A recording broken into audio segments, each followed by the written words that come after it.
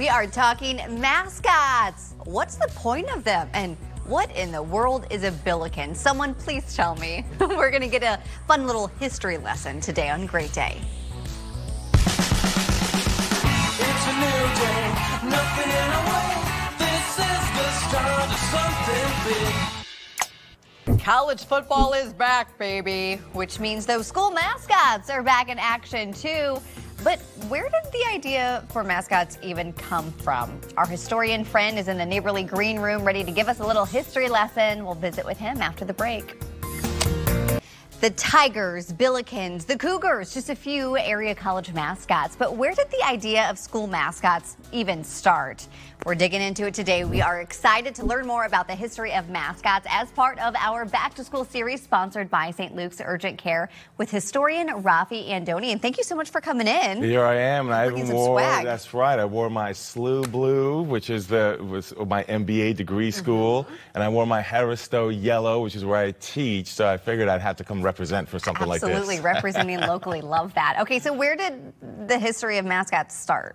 Believe it or not, it came from opera, which I love opera as well. Okay. In opera in the 1880s in Paris, there's an opera named Le Mascot, and the story goes that there was a farmer that was having bad luck, and in having bad luck, there was his brother who brought in a woman who was supposed to be a good luck charm of sorts for him, and that turned around his fortune. So that's how we get the term mascot. Like not a real terribly woman? long ago. Yeah, a real woman.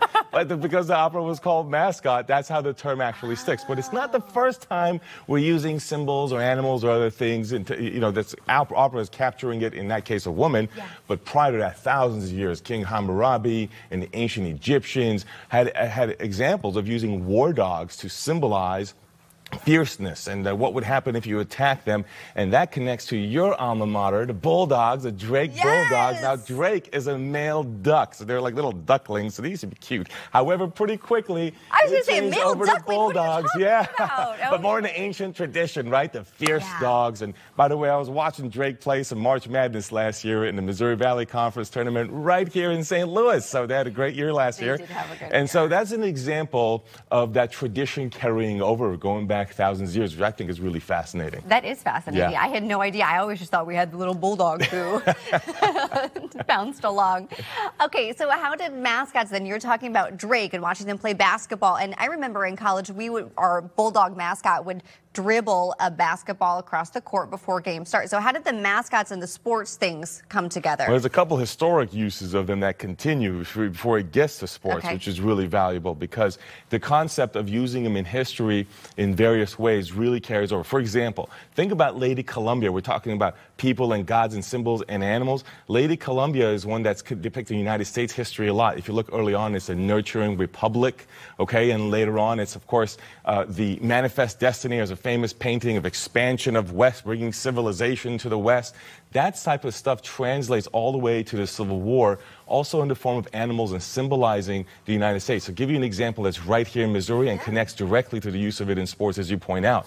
In Missouri, during the Civil War, you have a group of people known as the Tigers. Does that sound familiar? I've Missouri heard of Tigers? them. Yeah. I think they have a big game tonight. During the Civil War, Missouri was a very challenging place because there was a lot of guerrilla warfare. And one of those people was Bloody Bill Anderson. Well, there was resistance to Bloody Bill Anderson in Columbia, Missouri, and they became known as the Missouri Tigers. Now, remember, the sports version of the Tigers begins in 1890, which is not long after the Civil War. You're only a generation after the Civil War. So these guys memorialize the Civil War soldiers in the context of sports with Missouri Tigers. That's how it starts here in Missouri. Today, the Tigers, of course, the mascot is known as Truman the Tiger. Truman didn't get attached to the name until the 1980s. That's later, of course, because of the president from Missouri. But the Tigers originates for a long time ago. Now, using it more broadly in sports, it's actually the same period that we're talking about throughout the late 19th and early 20th century. In the late 19th century, what else is going on? Rise of baseball. In baseball, there's all kinds of uses of mascots, including human mascots that are taking place at that time. Even a story here in St. Louis where you have Charlie Faust, who meets John McGraw and ends up being a famous baseball good luck charm. Now, let's think about this good luck charm at sports. What does that connect to? The SLU Billikens. Because Billiken is, you were asking earlier, what's actually a billiken. It is a good luck charm doll. It was a huge popular culture phenomenon in 1908, 1910. By the way, the artistic depiction was created by a Missouri art teacher. How is that for some cool local history? And it became a national phenomenon. It was on plates, it was on jewelry, it was dolls. It became this good luck charm, kind of like a Buddha, is how we would think about it. Yeah. And so one of the guys, the football coach for SLU, at the time they had a football program, looked like a billiken. I'm not sure that's necessarily a compliment. And that attachment from a sports writer, it stuck.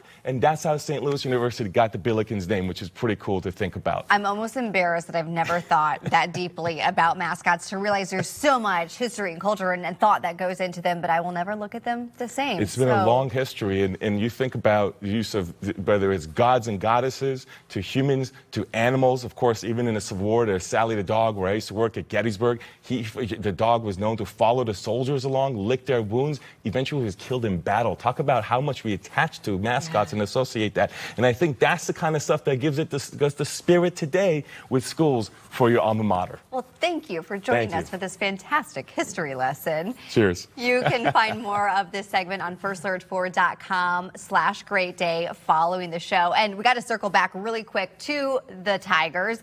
Mizzou Live officially launches tonight as part of our new Matrix Midwest. Sports on 4 will be doing an hour-long pregame show starting at 6, along with a half-hour-long post-game show. Again, all of that on Matrix Midwest. You can find it Channel 32 or Spectrum Channel 186. Laura, who knew? I didn't. I didn't either. And he brings the energy. We're ready for this sports season. So fun. Thank you very much, you two.